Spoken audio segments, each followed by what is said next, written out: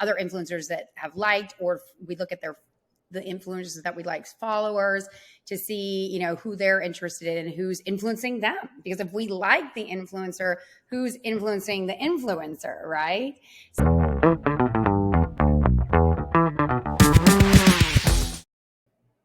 Hello everyone, welcome to a new episode of The Influence Factor by the Influencer Marketing Factory.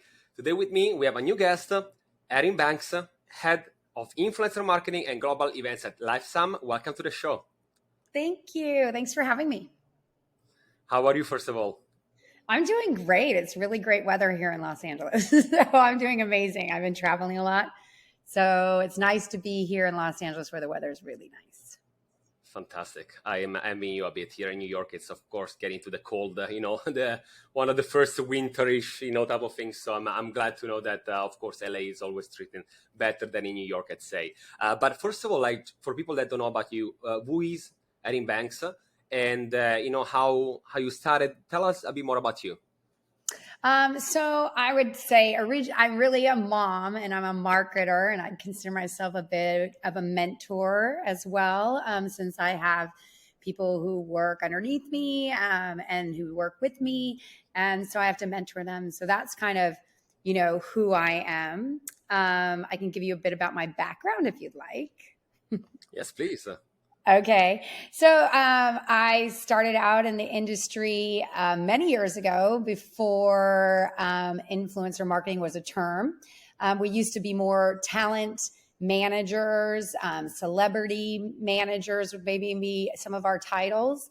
And so I kind of started before the Instagram revolution and before coining any term, influencer marketing. So most of the times before, we would utilize celebrities to do, red carpet events or to do like campaigns that were going to be advertisements. So that's kind of how it evolved. And around 2015, we saw after Instagram, went live, that we started seeing that people were sharing and caring and being influenced by the people that they saw. And so our titles started changing, but what we were doing, in general with negotiations, with scouting, with coming up with campaigns, that stayed the same. Interesting. I love talking with people that have been here, in the industry for a longer time than others, because it's nowadays easy to say I work with influencers, but only the OG, right? I remember when everything started, and how did you see that changing? What are the main differences in your opinion between what was happening now, 7-8 years ago, compared to what is happening now? I love being called an OG. I just want you to know. I might actually put that in my head title as well. But so I think the biggest trends is, that, like I said, an influencer is a celebrity, somebody who has 300,000 followers. Sometimes they'll even get on television. And so I think that the content, we have a little bit more control over the copy and how we are marketed. We started out seeding and finding out which celebrities kind of fit.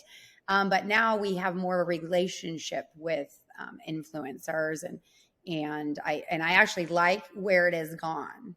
So interesting. And now with Lifesum, how do you approach influencer marketing when it comes especially to how to choose people, right? Because some brands are only going with, new influencers all the single time.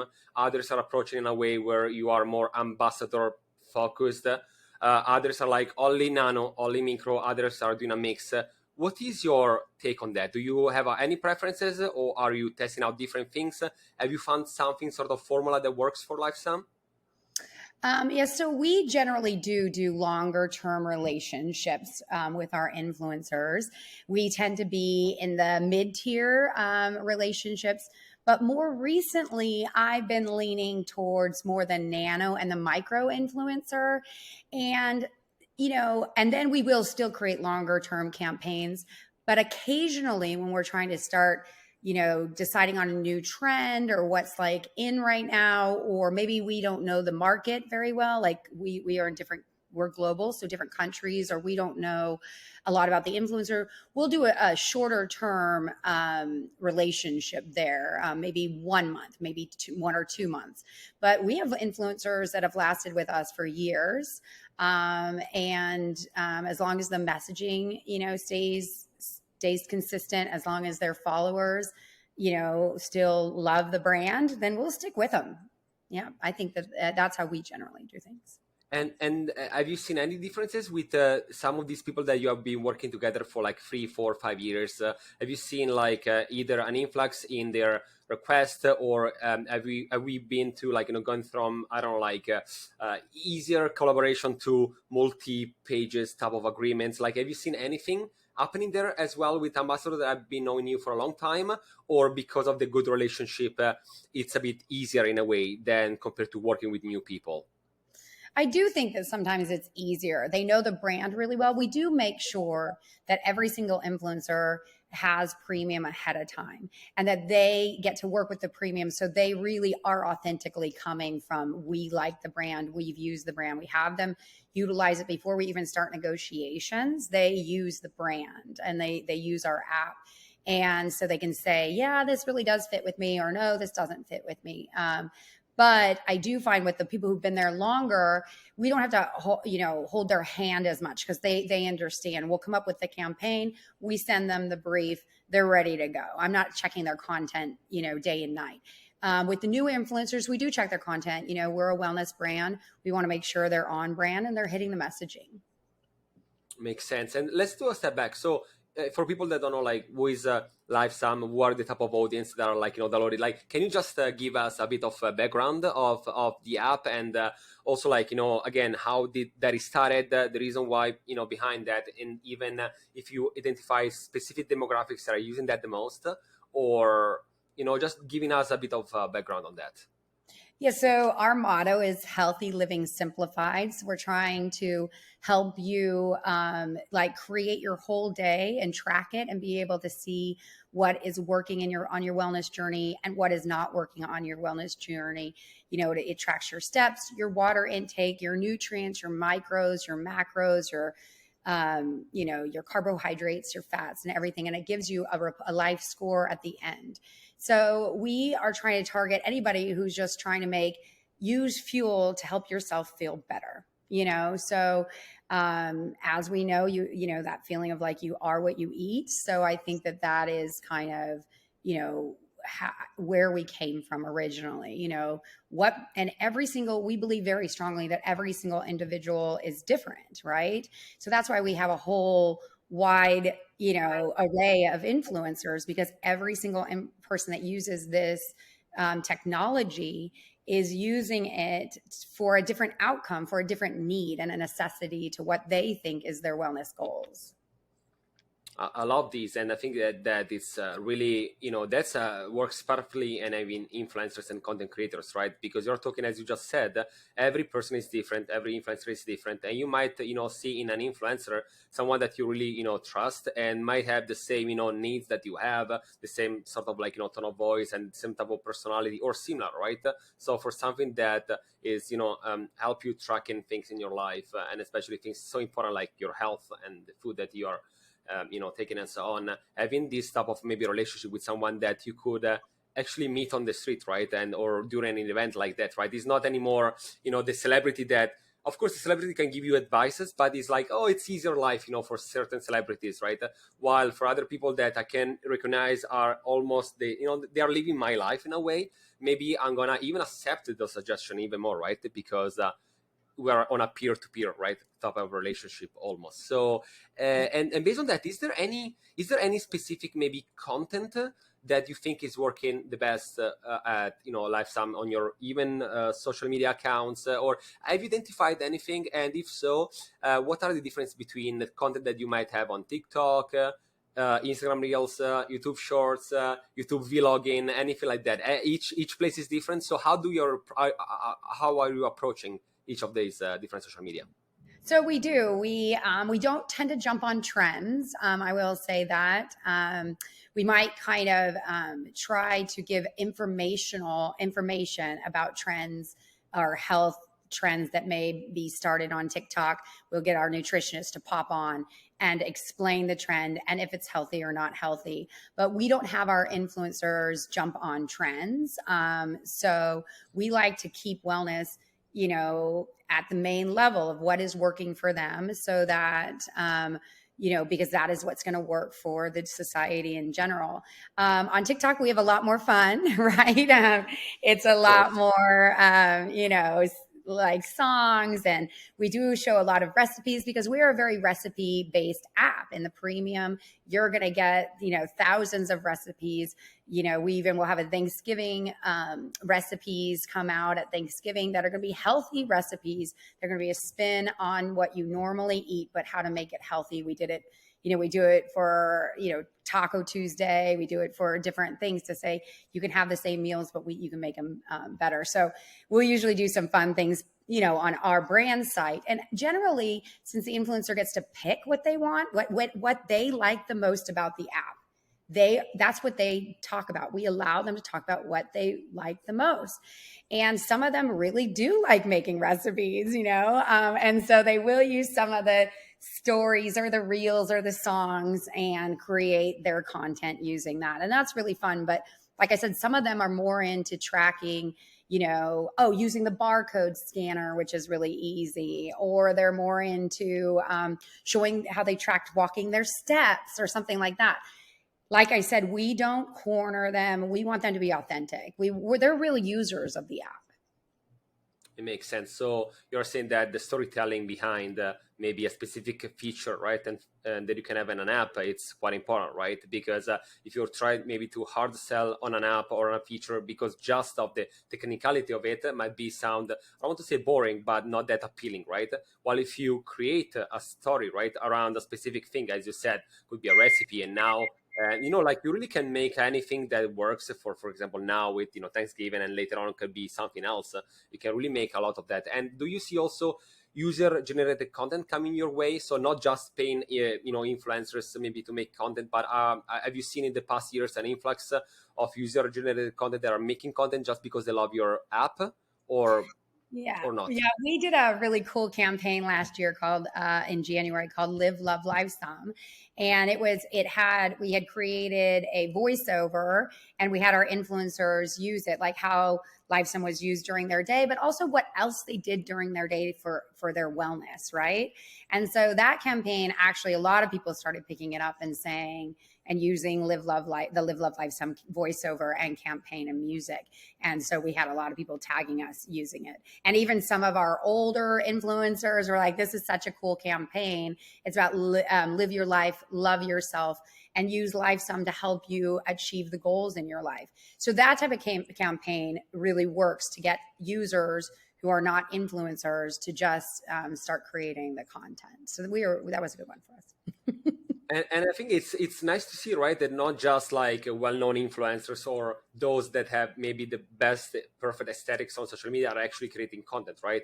Because maybe you also see someone that you can understand nowadays, right? If you were paid or not paid, it is organic content. It's like, it was paid, but from an influencer that already loved your product, So I wanted also to know what you think about, and you said that already, you mentioned that the term authenticity, that is nowadays a buzzword, everyone is using that, but I saw that your LinkedIn, you reshared this post from someone else that was saying authenticity is key for engagement. Audiences can tell when a creator is not actually interested in promoting the product, which means it's on companies to do the hard work of finding the right voices for a campaign.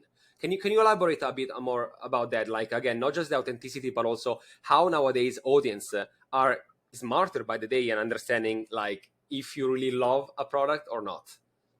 Yes, I think, this has always been the core of my beliefs. So that, back in the day, like I said, we used to seed celebrities. And one time I seeded this really big time celebrity. And I noticed she would call up and say, hey, I'm going to a different city. Can you send me that product here? So I said, yes. And hey, we're going to do this like advertising. Do you want to be part of it? Of course, paid, but she had authentically like gone after the brand. And so it was an authentic partnership. So that's what I'm saying. Like, we generally let the influencers use the app early on and have them tell us what they like about the app and their successes and even if they have like little hiccups. So they are paid, to do it, but not everybody says yes. We don't say yes to everybody. So there is an authenticity that we've always believed in. Yes, it is the buzzword, but it should have been the buzzword all along. You know what I mean? It shouldn't even have been a buzzword. It should have always been that influencer and celebrity. It should be authentic to the brand. So I think that whether or not it's a buzzword, it should have gone hand in hand all the time. And it's just a true belief of mine.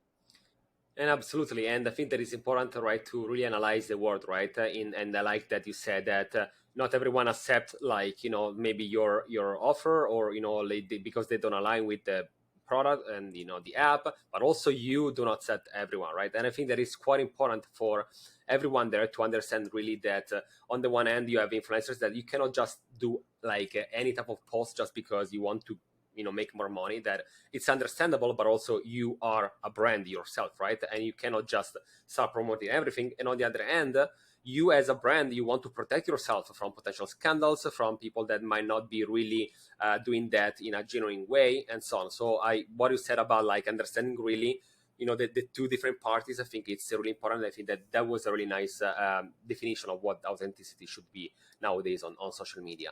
And also, still talking about influencers and activation, I saw on your LinkedIn page that you, as a company, you organized in-person events, and especially like like after COVID, I think that people wanted to get back together. How important is it nowadays for like something like Lifesum to actually bring people together, first of all, and to what type of people can usually join your events? It is for everyone, all influencers, it's people that maybe pay for the app. Like, how does it work? So yes, okay. So after COVID, we decided that we wanted to kind of say thank you to our users and say hello to our potential users, right? And so we started brainstorming ways, and we thought these global events were the way. We have launched an event in Norway, and we were just in Berlin. And so what we did there, we did a pop-up restaurant in Berlin showcasing all of Lifesum's recipes, because as I said, our recipes are the main function of what you will get in premium. So we wanted to really give to the users who are premium a special thank you.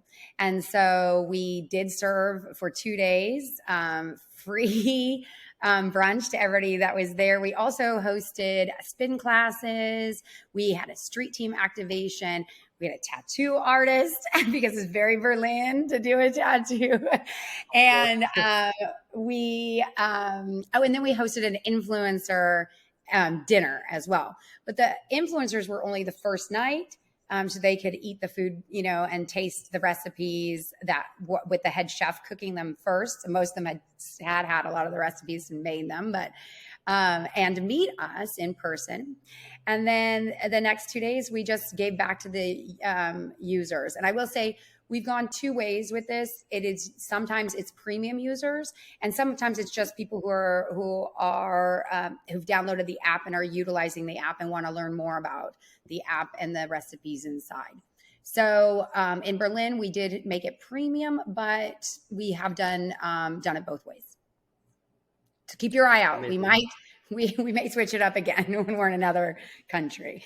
But I can see that you love New York there, Alessandro. Yeah? Maybe you can. Interesting. I mean, I love events. I love meeting new people, and I love food, of course, because I'm Italian. So it's in the DNA, So that would be lovely. And no, I mean, like I can see that you love these also the side of the events, right? Because especially nowadays, it's there is a new app every single day. I mean, more than one app every day. But I'm talking about also in the creator economy, in the influencer marketing space. We can all see that maybe you get certain fundings or a little bit of publicity. You got a peak, but then a lot of apps, they after a few weeks they mostly die out, right? Because there is no traction, and a lot of the times because they have not found maybe a way to really first of all, having a sort of personality, and two, it's difficult sometimes also like maybe to have this relationship that you only can sometimes make during an in-person event. You know what I mean? So I'm a big fan of everything that is digital myself, but I'm noticing that whenever you want to really build a brand, shaking a hand with someone and really talking, that is not just in front of a camera, right? But really spending time eating together. I mean, like eating together, it's one of those moments where you can open up, you talk about different cultures, about the food, about everything, and you really can go a bit beyond what is just a typical professional corporate, right, conversation. And so I really do believe that your people and users and influencers love doing this type of events, and can really give that I would say twist, right, to a company. So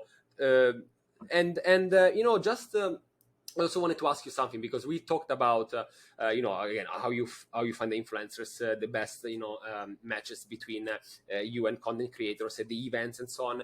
But also, and this is all like interesting and nice, and we're talking about food, we're talking about connections, but something else also that is important in this industry, it's also metrics, right, and numbers and ROI, and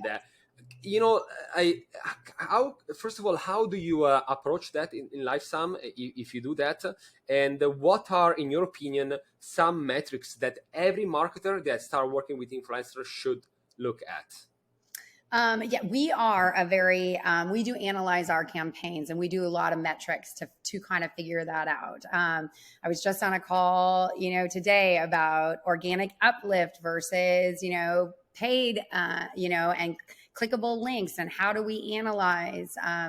The biggest reason is we want our user to get the best, out of what we're marketing, and make sure that we're on target, right? That we know our users, our potential users, as best as we can. So we want to use all of the data in place to make sure that we achieve those goals. I can't share with you exact numbers from Lifesum, but I can say that Lifesum believes that using analytics is integral for my specific role. I think I'm like every single influencer marketer is I use the engagement rate. I do look at likes and comments. I really dig deep on the people that we hire. And I'd like to see, I analyze what they've done previously, and how they've spoken about other brands and stuff. So, and if they are nano, then I'm just looking at how they interact with their own audience. And is that a process that you do manually, automatic way? Do you use any platforms? Do you combine things together? Because every marketer is different, right? Someone is like, no, I just do it manually. I read every single comment. Some other use platforms. Some others do a mix. So what is your approach there? So we kind of start out and we scout, and we use a platform to scout, or we go on influencers that we like and we scout from there, like, people who maybe other influencers that have liked, or we look at the influencers that we like, followers, to see, who they're interested in and who's influencing them. Because if we like the influencer, who's influencing the influencer, right? So we'll look at stuff like that as well. But we do use a platform. We do a huge scouting document. It's almost embarrassing, these tabs. I'm literally like, we've got to move this person over. I mean, it's messy, but then I do, if I get down to the, before I hire, before I even outreach, we get down into the comments. We do. I have a team behind me. And like I said, we want to work with authentic people, and we want to work with people who are going to like the brand. And before even outreaching, I do go as far. I do. I don't know if everybody does, but I do. Yeah, no, and then when you say about also reading the comments, I know that I've been saying this almost in every episode, so people are gonna hate me for this, but I repeating myself. But really, like, reading the comments can give you so much in terms of almost having a focus group that is telling you what they want to see, what they don't like, what are their needs, and sometimes they start conversation between people, and they can find a community, right? So not just an audience, but it's people that maybe recognize themselves in other people, and they start connecting, right? So certain companies are doing like Slack channels, for example, only for their members, like premium members. Some others are like as we said before, doing events and so on. So I think that really reading the comments can give you so much more. Like the quality analysis over also just the quantity analysis can be really like, I don't know, in my opinion, can make such a difference there. So good to hear that you're doing that. I'm pretty sure that you have a team with you, because just one person it's cannot just go through like thousands No, of comments, right?